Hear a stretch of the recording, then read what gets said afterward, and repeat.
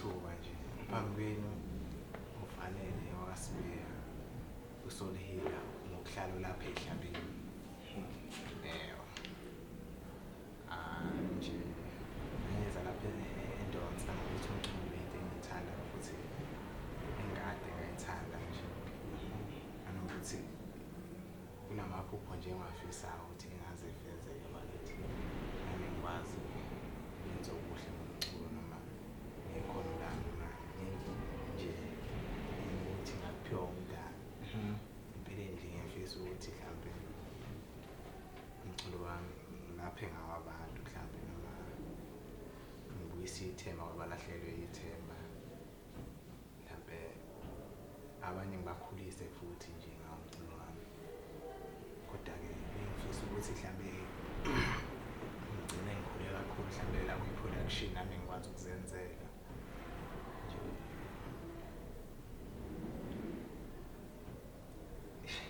ngiyabonga ukuthi futhi nakuthisha nje ukusisiza ukuthi mhlambe ithalente lami noma into engifisayo empilweni nje igcine kube into engikwazi ukuthi iyenzeke.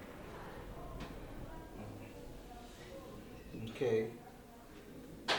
So what you have achieved ile ntoza kahle kahle wena ngosafuna ufunda futhi wenze production.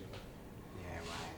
So uzokwazi uzazi music kwakho because into engizwa mina ukhuluma kakhulu is just about you and your artist bakho ukuthi ufisa wena ukwenza ingoma zokuphilisa abantu uyabo usiza abantu uyabona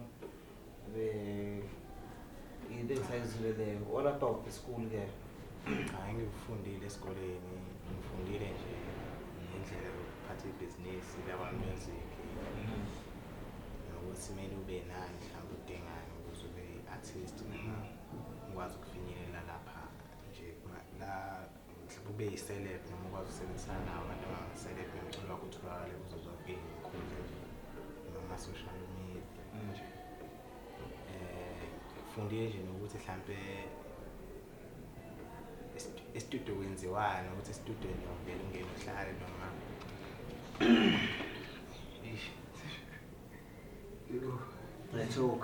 The nigga is choking.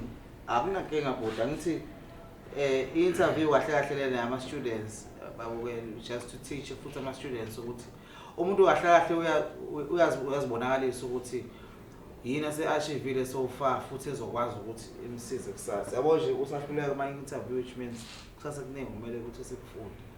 Ukuhluleka akusho ukuthi usahluleka ngithi.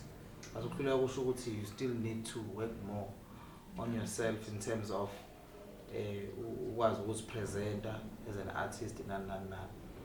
Akusuwela wonke umuntu okwazi ukuma phambi kwabantu phambi kwakhamera akhulume njengathi. There's few people abakwazi ukwenza lento le structure stuff according because of the experience nani. So mina I understand fully if umfundi echoka umfundisi engakwazi evela kunamwe nje isikhaleni because of iy'ntshalo kuyena eqabo yabo iyasiza ke futhi lento interview nje uthola ukuthi noma esethole a real interview as a career yakhe asho ukuthi I've passed this stage. So experience kahle kahle yona ekukhulisayo. So the more you fail is the more you learn. You understand? Yeah. Yeah, into kanjalo. Siyabonga bhuti.